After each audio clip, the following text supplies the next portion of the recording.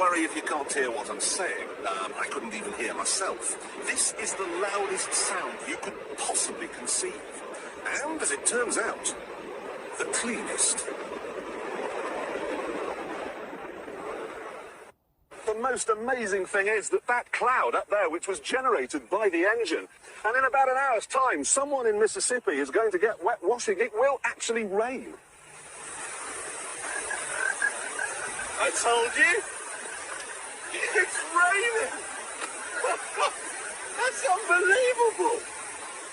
Oh, NASA's praying God. It's making its own weather.